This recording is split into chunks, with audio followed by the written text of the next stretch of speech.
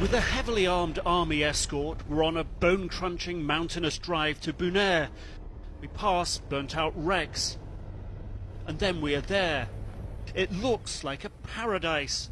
But until a month ago, this district was controlled by the Taliban. You can see yourself that normalcy is returning in the area. The government brought us here to their operations base in the heart of Bونیر to show us they are now in control. The Taliban defeated. There was about 1,000 miscreants which were controlling the whole Bونیر districts.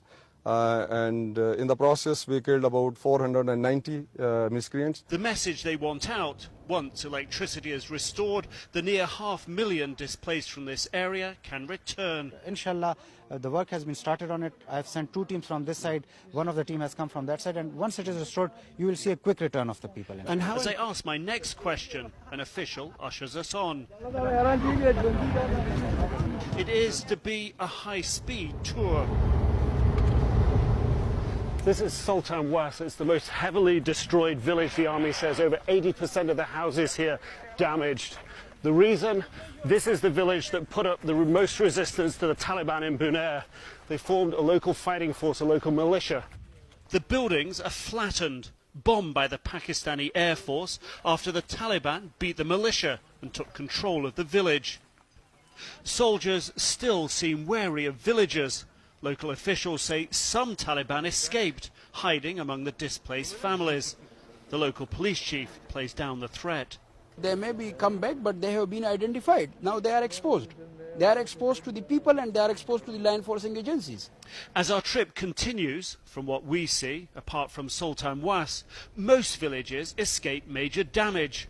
A few, close to big army posts, are even returning to normal life. But not all.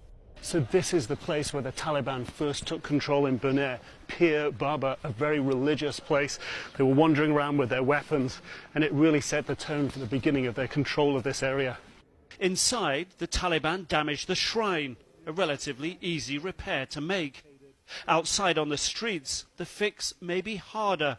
Not just convincing people it's safe to return to all the villages here, but stopping the Taliban from winning influence over villagers as they did before. It is very important because without giving them all the facilities, the people will feel more against the government. The stakes could not be higher.